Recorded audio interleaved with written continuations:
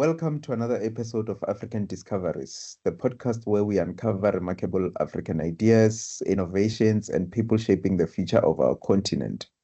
Today, we are traveling to Zimbabwe to meet a visionary whose work stretches far beyond the canvas. Signor Moyo Chikonzero Chazunguza is an internationally recognized visual artist, educator, mentor, and founder of Dzimbanhete Arts and Culture Interactions. Throughout his career, he has transformed art education, mentored internationally acclaimed artists, represented Zimbabwe at the Venice Biennale, and challenged how African knowledge is taught in universities. But perhaps his most ambitious project is one that could redefine cultural tourism and African identity itself. He is building the All Afrika Village, a place that seeks to represent the indigenous architectural traditions and cultural heritage of all 54 African countries in one living environment. It is not simply a tourist attraction, it is a bold vision of preserving indigenous knowledge, celebrating African civilization, and creating a space where future generations can learn directly from African cultures. Today, we'll explore the dream behind this extraordinary project, the challenges of building something that has never existed before, and why Africa's future may depend on remembering its past. Signor Moyo, welcome to African Discoveries. Thank you very much, brother. Thank you. I'm glad to be here. I know we are blessed to have you. Thank you. For someone, let's say for someone who's hearing about the All Africa Village for the first time, how would you describe it in 1 minute, if I can say? Thank you. I hope 1 minute my fit. I'll try. Yeah, the All Africa Village. Uh, Basically, we're creating like a living portal to the future, also a window to our African nations wherever they are on the continent. It is a physical, architectural, and intellectual sanctuary where we are rebuilding the spatial and the cultural soul of the continent. Of Oh, course, it's humongous. It's huge. 54 African countries and there's more than 3,000 ethnic groups on the continent. So we are not that crazy as yet, and we don't have that space basically to have all of them here. So basically, just to make it clear right from the onset, we've decided we'll be picking like at least three per country, three ethnic groups per country. That's what we're representing for now. And ah, we'll tell you how the scalability may go as we expand into other countries as well. yeah, yeah, that is beautiful work. Thank you. Thank you. So, the All Africa Village is unlike anything else on the continent. Did you begin with a blueprint? Did you have a blueprint, or did you begin with a question you couldn't stop asking yourself, maybe?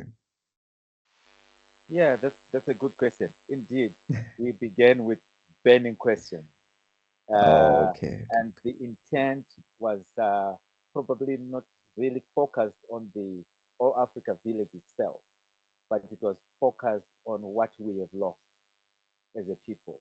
It was focused on, I'm an artist myself. I trained as an artist, and having studied out there, I realized there were discrepancies even in the pedagogy of say, art, which is very related to culture. And that would probably mean also in terms of music and other things. We were copying and pasting because we lacked a platform where we could learn about ourselves, our Mm, indigenous aesthetics, our architecture. For example, I learned art history, and it's called art history, but when it comes to think about it, it's European art history. So I got to know about European architecture, European fences, roofing, pavement, even dresses and all those other things. And from there, I realized that if I was going to teach, I would need to be teaching my own people what belongs to them. yes, I Information, agree. yeah. So basically, we did not have where to really one space where we can look at our architecture. the one space where we can look at our taboos, our indigenous knowledge systems and stuff. So evolution in terms of creativity and working within the field brought us to the All Africa Village. So it's the questions that brought about what now we're calling a blueprint that we're working on. Yo, beautiful one. But quick question before I go to another one. Why do you represent all 54 countries instead of focusing maybe only on Zimbabwe? Or actually, let me try to rephrase. Bringing together the architectural traditions of 54 countries sounds almost impossible. What has been the biggest obstacle? Was it the politics, the funding, the logistics, maybe, or convincing people that this dream is worth pursuing? Yes, thank you for that. That whole notion that something is not possible, we meet it a lot in art. So I'm lucky to have that background where you're always doing something because it's impossible. And the obstacles are real, but the single biggest barrier is the mental colonization, the quiet, pervasive Mm, disbelief in our own value. Funding and logistics are challenging, but they are symptoms of a deeper issue. Institutions, both corporate and political, have been trained to invest in Eurocentric development models while seeing indigenous preservation as charity or heritage preservation rather than a viable, high value asset of class. Our biggest task has been convincing people the dream is beautiful. Or it hasn't been to really convince them the dream is beautiful. Everybody loves it.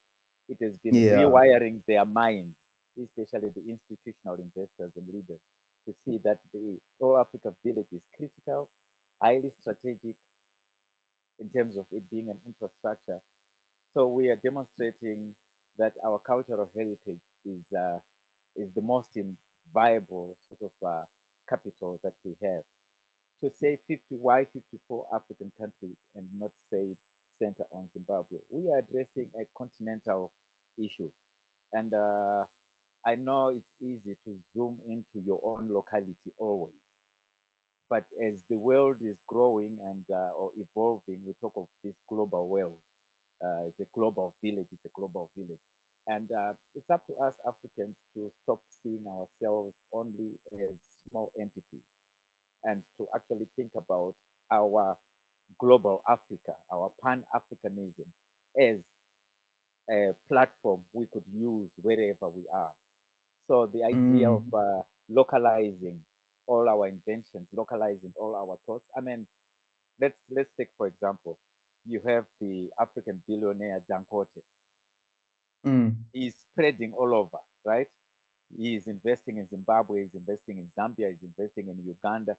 So why can't we, as cultural producers, also think the same way? Yeah, Yeah, yeah. yeah.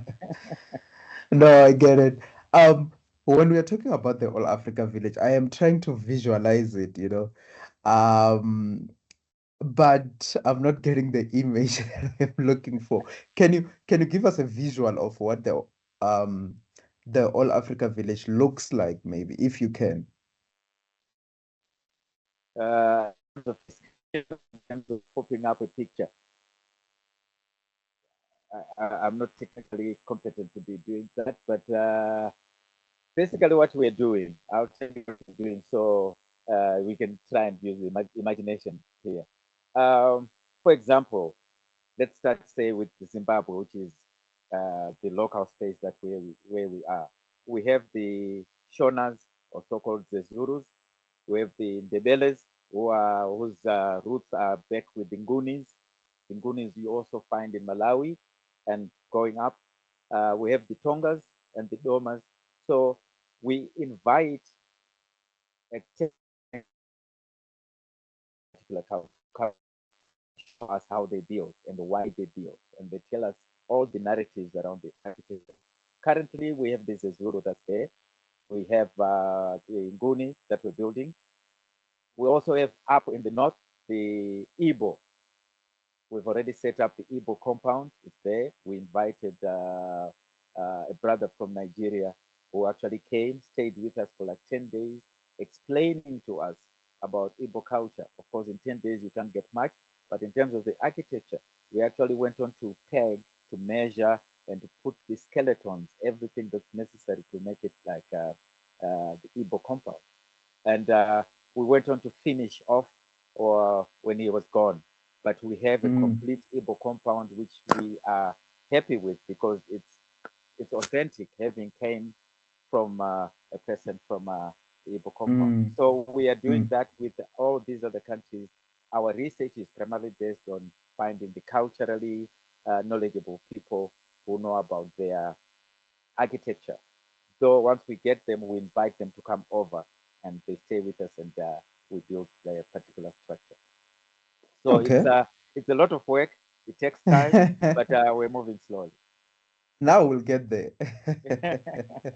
Yeah.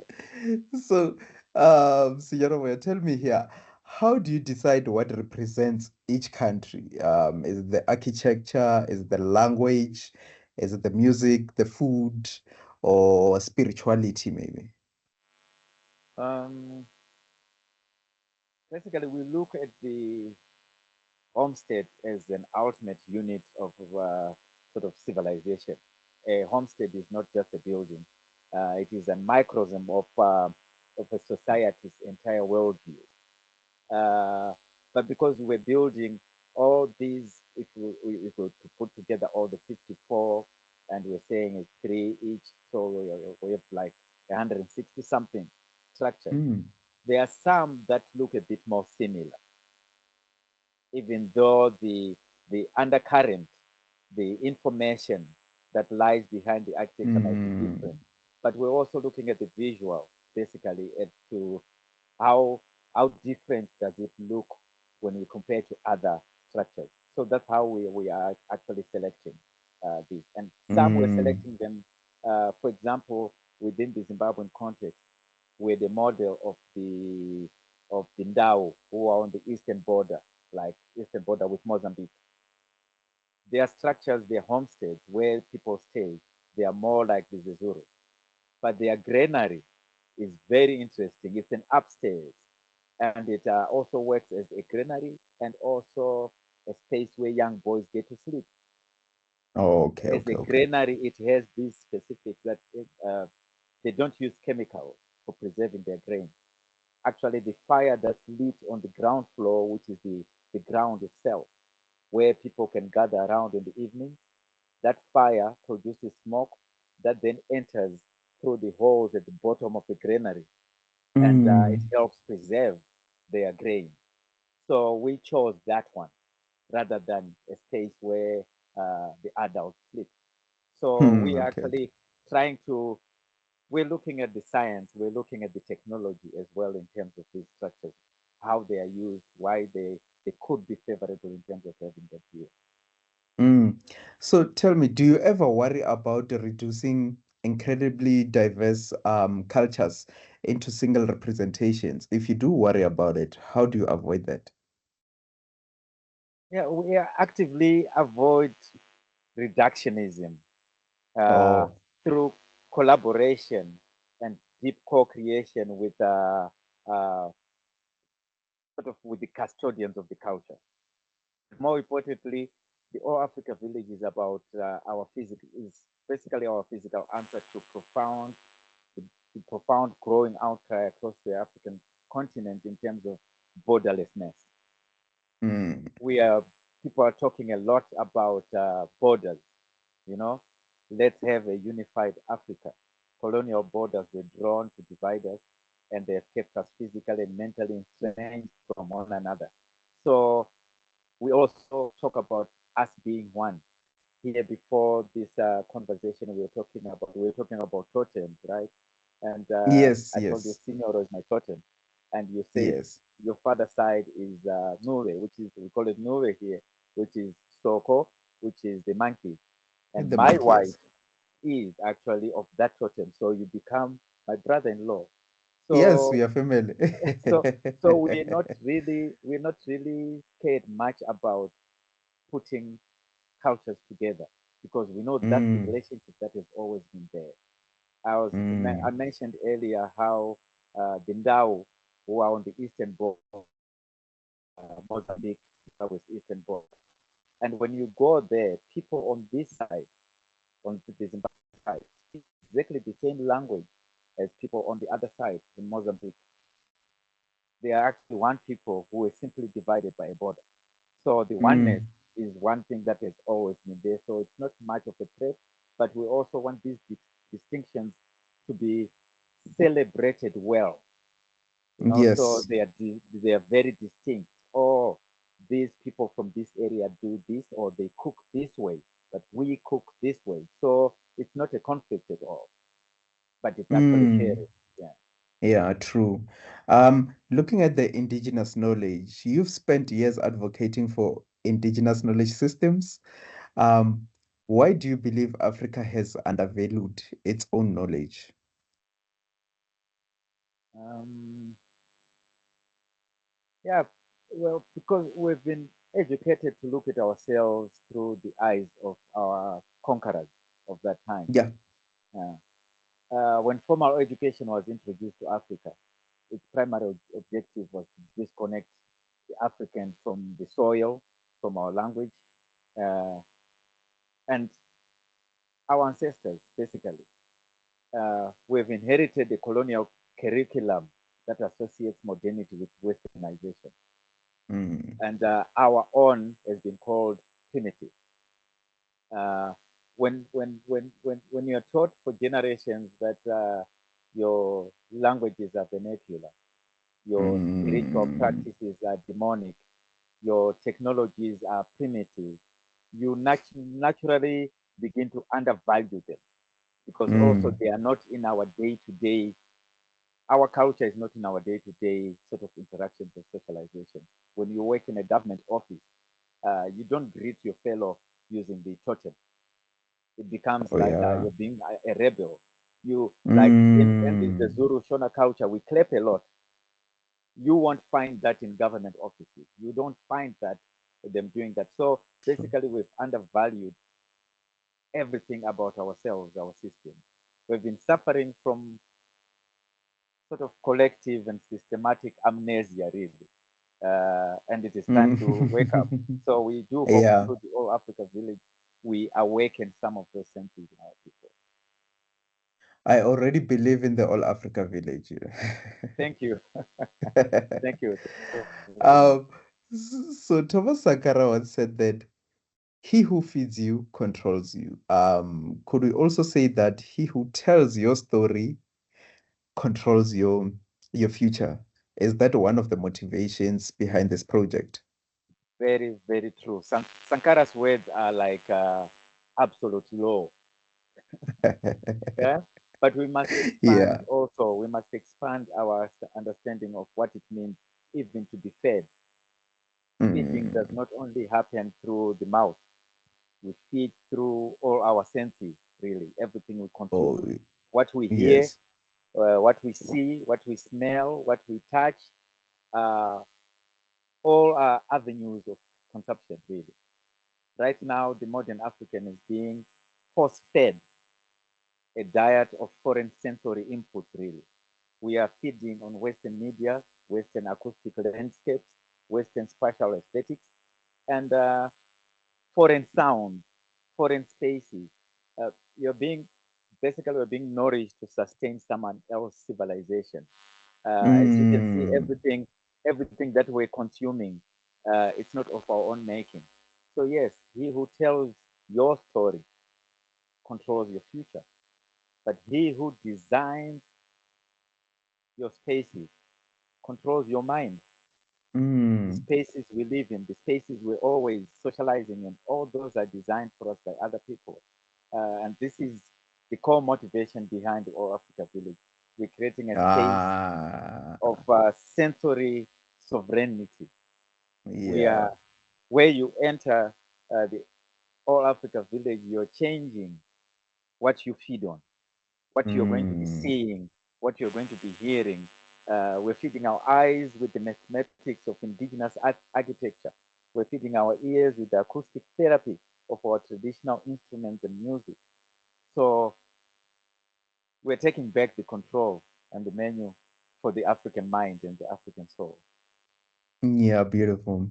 Looking at the art, identity, and colonization.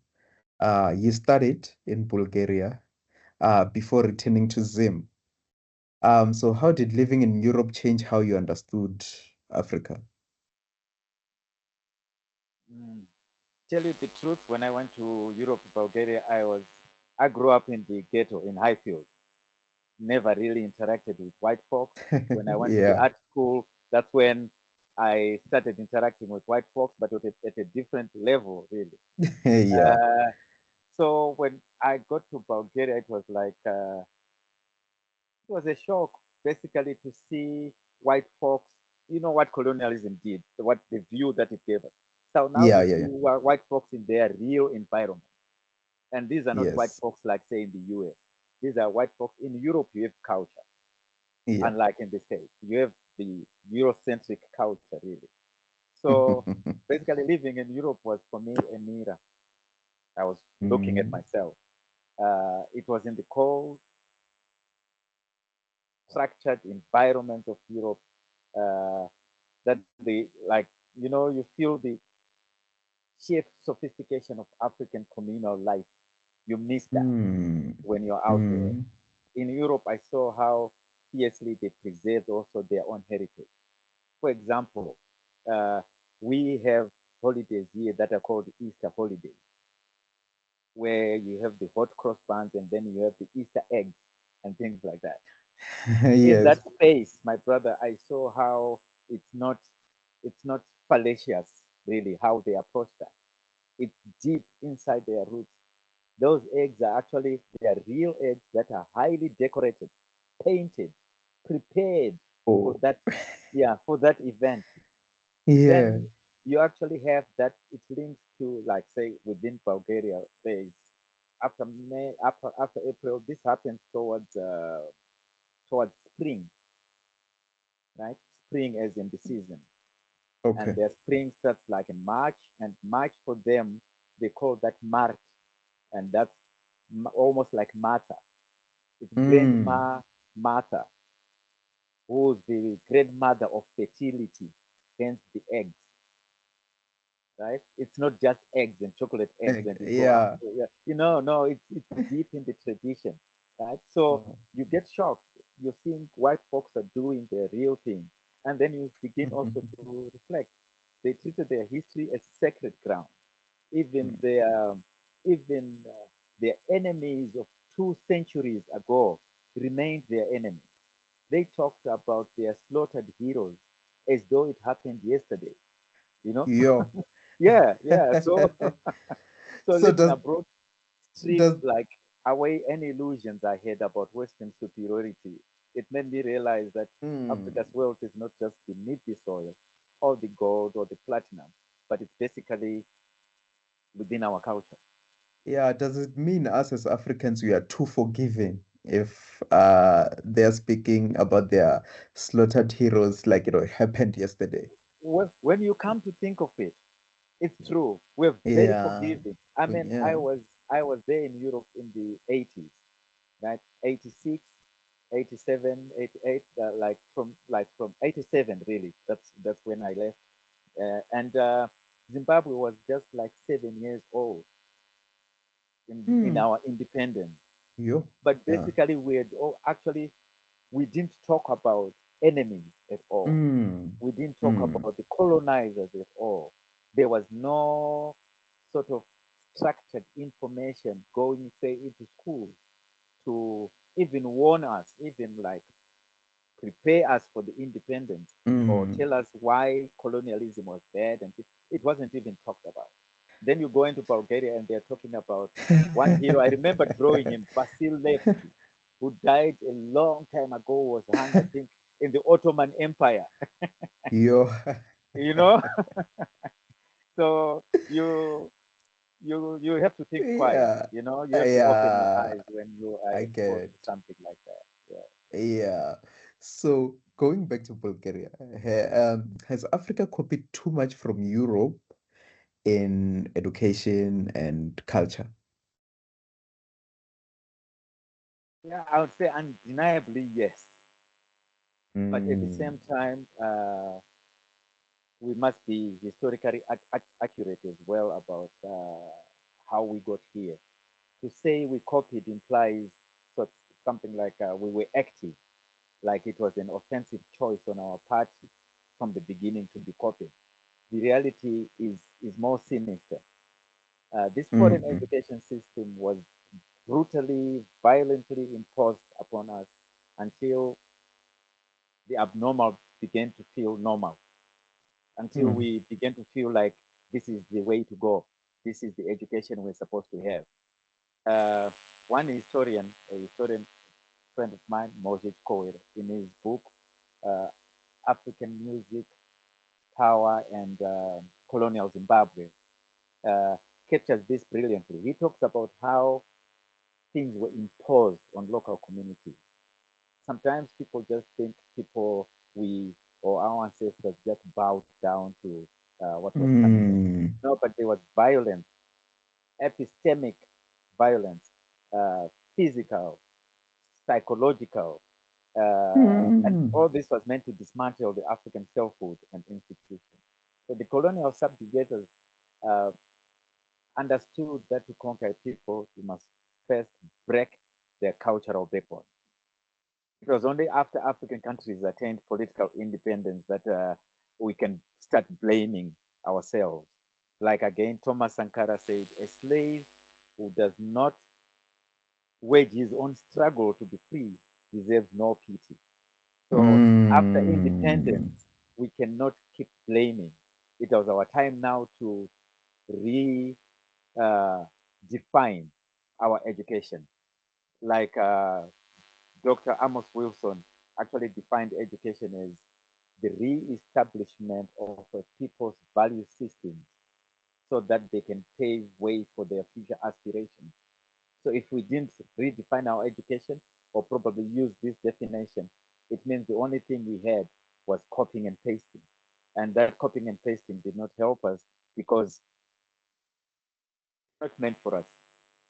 That education mm. was not meant for our children. It was meant to discredit everything about us. And the more we propel it, the more we become the managers of the colonial entity. The Mm, colonial system doesn't have to monitor us anymore. We are doing it ourselves in their favor, basically. sure. Yeah, because you actually touched on what I wanted to ask and comment on. So I was looking at Ngungi Wationgo, who argued that in decolonizing the mind, that colonialism first captures the imagination, before it captures Right. before it captures Mm, the land. mm. So I wanted to ask if you see the all Africa Village as an attempt to decolonize the African imagination, you know. True, But true that. And Googie is again entirely correct. And we are blessed right now. Our generation, we who are living now, we're blessed to have had people like Googie. Like he's now an ancestor mm, in terms of this school of thought, and uh, we should be doing better. So the Africa Village is first and foremost a reclamation of African imagination. Earlier on, yes, we talked about how we are fed, like the things, the information that's like pushed into our heads. And got here, it. the All Africa Village comes in as a space where you you are now feeding on something else, on the real good food or the food that's good for you. Uh, the worst thing that colonialism, according to me, myself, uh, the worst thing that colonialism did, yes, was to play with our imagination. Because when you play with somebody's imagination, when you change it, it means forever they will never Mm, be able to do certain things for themselves or to realize who they are. And sometimes this sounds like an abstract, right? When you say imagination. Uh, let's take for an example. If we said, if I said Jesus Christ, the image that comes to your mind is an image you have seen before, right? yes, If I said yes, God, the image that comes to your mind is that image that was fed into your head already, whether you believe in that religion or not. But whether that image is true or not, that's something else. And for Mm, that, once that imagination has been dealt with, it means we keep imagining the other world being better than ours. When when we're talking and conversing with our own people, socializing, sometimes you hear somebody like somebody who's never been to America or to Europe saying, in America they do this, this, and that. And you're like, have you ever been there? And they tell you no. So you see, the imagination now has given them yeah. already, they're putting others like before them all the time. So Mm, they taught, we were taught to imagine hey. differently, and our imagination has to come back to where we need it to be. Because when imagination is also important, because that's where we invent from. If we are going to invent something, it comes from our imagination. And all these people who are in the arts, be it music, be it visual art, these content creators, they are all Mhm. working on their imagination. And if that imagination has been corrupted, it means they are saving other people rather than saving whom they are really supposed to be saving. Yeah. Uh, Also, you have said African aesthetics should sit at the center rather than the margins. What does that look like in practice? Um, we see it every day, actually. We see it every day. Like right now, like African aesthetics sit on the margins. You see, Mm, when a corporation builds a massive sort of Western style glass skyscraper, and then they hang a piece of traditional, like indigenous aesthetic on the wall, what is that? yeah. you know? Or they have this huge building complex and they put a big, like stone sculpture in front. Uh, isn't that like some form of tokenism, really? We are Mm, representing the mm, art. The art is there, but the whole building has nothing to do with the culture. And so this is where it's on the margin. We're placing it on the margin. mm, And basically, when we talk of African aesthetics, we're basically talking about indigenous aesthetics, really. And this is very important. And from my days in teaching and in my mentorship, I emphasize on this a lot, that they are our value systems that shape our aesthetics. And our aesthetics primarily start with the sacred, which the Western aesthetics doesn't have. In Western aesthetics, it's like anything goes. And we're seeing this a lot now as our own folks are beginning to create. Uh, Here at Dzimbanhete, Arts and Culture Interactions, which is where our All Africa Village is, we're centering our aesthetics entirely differently. Uh, at Dzimbanhete, we've not just been theorizing, we've already built and tried and tested a living framework that proves that involving indigenous aesthetics, African aesthetics in the creativity or in learning works mm. pedagogically. Yes, pedagogical sovereignty is what we're talking about. We reject Western academic model that prioritize standard theoretical qualification for, for creativity, for example. Instead, we use the artist as a facilitator to approach education. And this artist obviously has to base on indigenous aesthetics. Uh, in order for us to win as well, in terms of this being put on the periphery, because we can't always be mourning, it means we need to stop listening to Western institutions or have them validate our creative expression. We need to start centering our aesthetics and establish our own criteria and value in terms of what we create and what comes from us. Uh, Yeah. if we don't do that, we will continue to be on the periphery. You see in most art galleries, even national art galleries and private art galleries, especially the national ones, you see the people who are called curators right now in Africa. It's almost like a trend.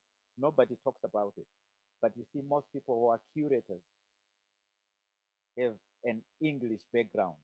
They've studied English, Mhm. yeah, Mm. yeah, or they've studied some anthropology, something that you're like, okay, where does the English come here? If you had studied, say, Zulu or Xhosa or Shona or Igbo, wouldn't you be a curator? But it means that they are coming in to be the in between so they can translate what we are creating as artists to the wider world or to the other side of the world where it matters. It's not necessarily Mm. for our own benefit. Yeah. Yeah. I could go Um, on and on. So please stop me when yeah. I'm get carried away. No, no, no. I can never stop you. We need this knowledge. Thank you. So going back to the All Africa Village, can projects like the All Africa Village become financially sustainable? Or must culture always depend on donors? Mm, this idea also, I should say, All Africa Village and Dzimbanhete itself, what we've been propelling ourselves to become is to be self-sustainable. We realize in most cases art activities and cultural activities have to be funded, and sometimes they have to be funded by guess who. You know, in this part of the world, our governments don't necessarily have that on their Mm. budget, like grants to to to to propel the art and culture world. So the funds for culture and art seem to come from elsewhere, and normally they are strings. Mm. You know, whenever there is that funding, of course they're giving you their money. They want you also to propel part Yeah, of their agenda. It's yeah. understandable. It's very understandable. So, but how do you balance maintaining who you are and also proposing this Mm. agenda? And Mm. sometimes, in most cases, this agenda is it has also those remnants from colonialism, basically. So it becomes tricky. So we've been working towards that, and even this building of the All Africa Village, we are very aware. Yes, Mm. we need some assistance, we need some funding to get it started. But once it starts, it's a business. It's like a business entity Mm. because it has so many tangents. It can function under tourism very well in terms of people coming in to view and to learn about other cultures. It can also function as a site. Already, the model that we've created so far sees a lot of filmmakers coming to use the site as a shooting site. Videographers, I mean musicians, they also access this space. So it has so many tangents as well in Mm. terms of revenue collection. We that Yeah. we are safe with that. There are other areas I cannot disclose as much in terms of what we want to be doing in future, but it's certain that if this All Africa Village will actually be able to fund our creative projects, our other creative projects in the future. Yeah. But some critics may argue that Africa has more pressing issues, poverty, unemployment, healthcare, infrastructure. Why invest in culture when people are struggling to survive? Mm, yeah, this argument I would say is based on uh, it could actually be based on how our minds were played with. Yeah. Right, right. It assumes that you must first fix the stomach before you fix the mind, Yeah. when actually the opposite is true. It's best we fix the mind first, and basically even this very architecture, this very structure we're building. Uh, how can I say? Well, we're struggling to survive physically because we've been spiritually and intellectually dislocated. That's Makes our sense. main problem. Even if we say there's hunger or there's unemployment, it basically comes to this very fact that we've been spiritually and intellectually dislocated. When critics talk about poverty and unemployment, they are looking at symptoms. The root cause is that Mm. our economic and educational models do not belong to us. They do not tap into our intrinsic strength. Why invest in culture? Because culture is the ultimate engine for sustainable development and mental rehabilitation. And that's what our people really need. So basically, we need to look at culture as infrastructure. When we build traditionally, or when we build traditional eco-friendly structures at the All Africa Village, we are developing a climate smart, non-toxic, Mm. architectural technologies that can solve modern housing and food security challenges. We're talking here about the Ndao of Eastern Zimbabwe, who have this granary, which, as we're working around it, we actually want to have workshops run for uh, this province where we are in Zimbabwe, so that small scale farmers can come and learn to build this structure. They can build it for themselves so that their grains do not rot. Their grains, they don't lose their harvest to pests and other things like that. When we talk also Mm. of culture as something that creates employment, the creative and cultural industries are amongst the fastest growing economic sectors in the world. By training young people through our creative skills programs, we're turning raw and local talent into highly specialized sovereign livelihood. At Dzimbanhete alone, when we're building one structure, for example, when we're building the Igbo compound, we had about 12 to 15 people working, employed to work to build this structure. I'm just talking like, I'm being conservative, say 15 Yes, people, yes, yes, yes. right? Right. But you can imagine if we're going to build, say, like now we're focusing on the SADC region, which is like 16 countries. If we're going to build three each for each country, we're talking about 48 uh, structures that are going to be built. How many people are we going to employ there? Yes, a Right. lot. You can imagine. So Yeah. basically, to say that culture, uh, why think about this?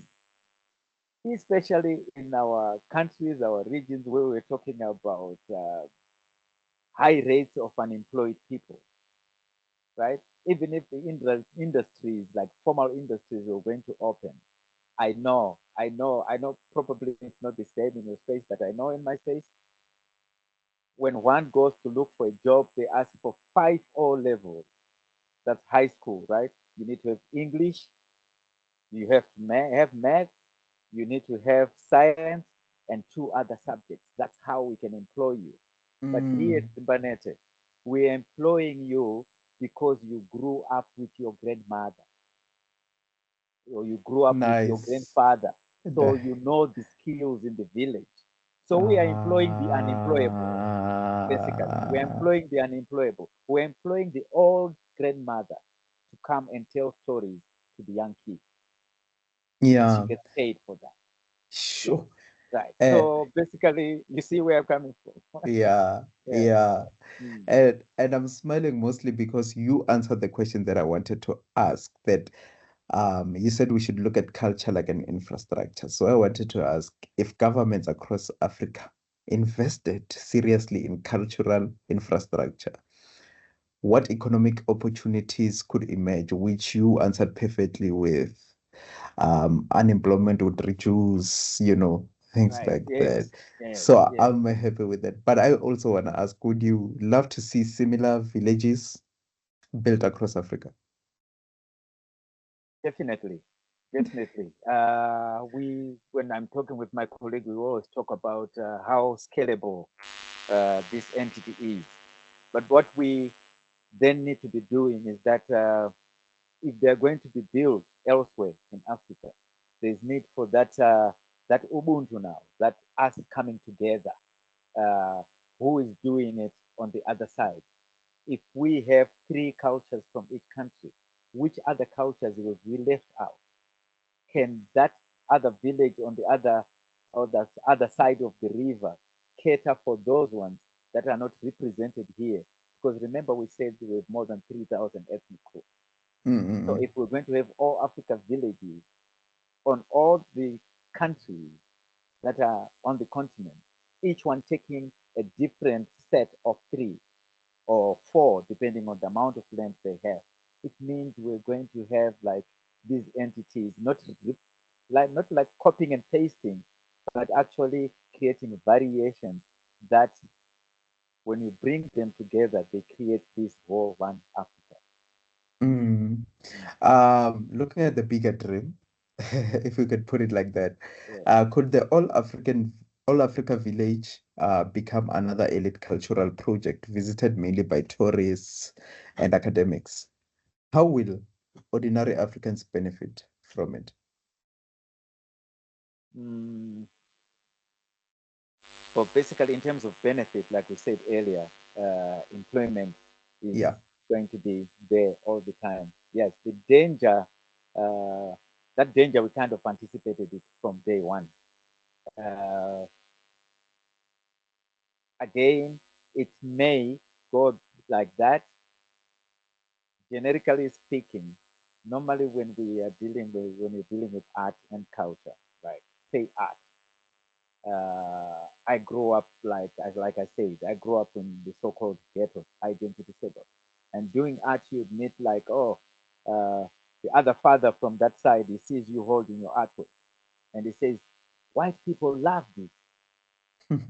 You know what I'm saying? Yeah, Mm. our people tend to say white people love us. If they've been detached or created in a manner that we are not in touch with our local community. But this, what we're having Mm. here, these are homesteads, basically homesteads that should they're not abstract. There's nothing abstract about them. The appreciation is they are real, they are functional.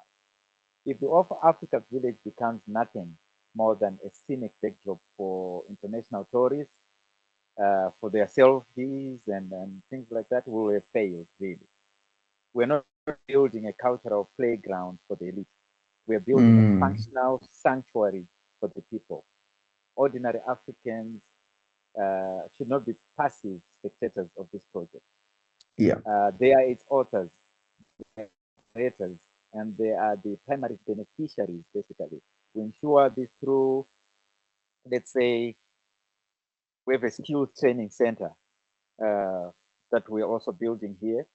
Uh, we also want, I mean, the people who are going to benefit more from this information, from the information revealed through these structures, are our people.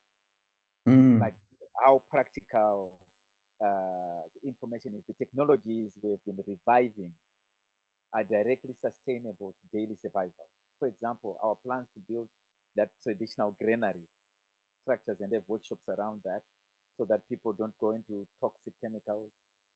Uh, we hold educational workshops for local farmers to come and learn how to do that, how to build such structures. So this is an elite culture. Um, it's about everyday survival technologies. Some Yeah. of our communities, some of our people are homeless, or whenever they get a space to build what could be their home, the type of structure they build is sort of toxic mentally for them. And here we're showing them that it's easy with locally available material, logs, straw, and clay. You can actually build because your ancestor once lived in such a structure. And Yeah. they Yeah. lived up to 120, 150 years old.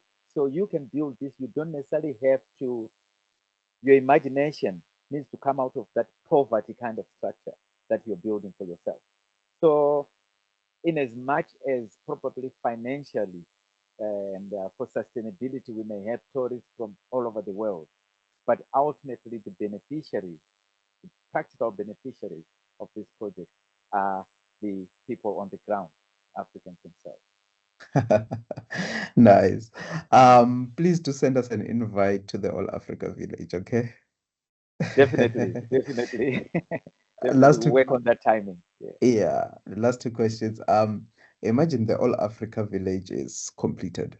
A 10-year-old child visits, or rather say I visit. What do you hope we feel before we leave? Mm, right. Basically, it's not like what we want anymore, but it's sometimes what we have experienced. I want people to leave this place saying, I want to go and tell somebody.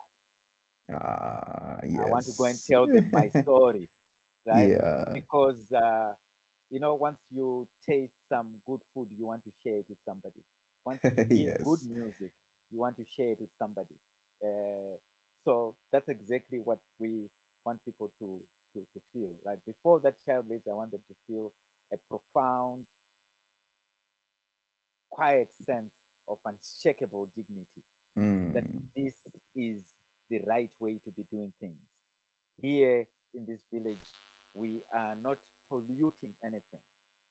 We are, because everybody, even especially children now, are growing up knowing more about the environment and how to preserve it, or how we should work with the environment.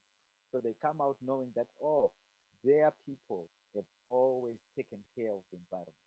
Their yeah. people have always understood how to live with nature.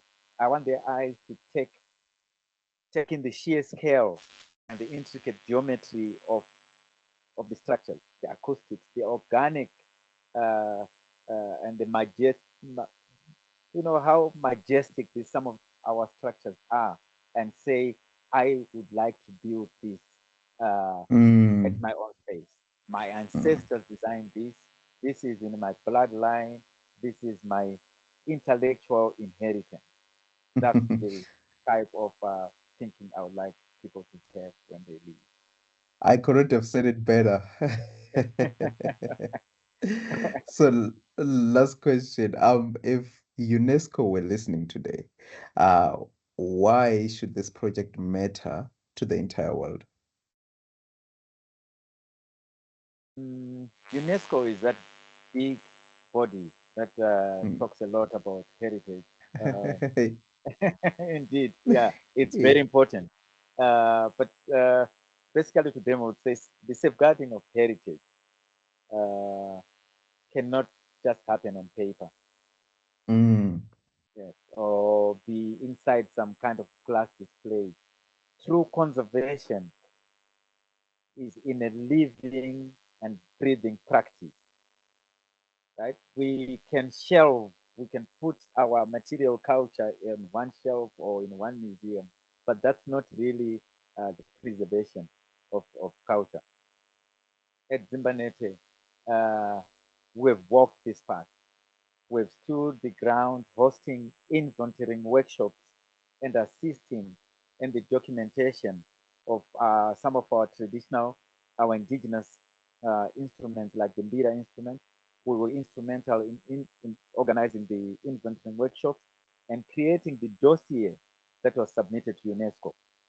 That was through our concerts and our festivals that we did on Mbira that we ended up with sort of the biggest with like the biggest data bank in terms of what Mbira is doing and who is playing Mbira. So the government saw it fit actually to be working with us in that regard. But with the All Africa Village matters to the entire world because the world is currently in a state of civilizational crisis. The global community is grappling with climate collapse, unsustainable architectural models, social alienation, the rapid erasure of cultural diversity. The answers to these global catastrophes are not found basically in the industrialized spaces. They're actually found in spaces like Africa, and mm, uh, where they are preserved within the intangible cultural heritage of indigenous cultures. And Africa has tons of indigenous cultures. So we have knowledge that could actually help the world over. We have Let me give you another interesting example.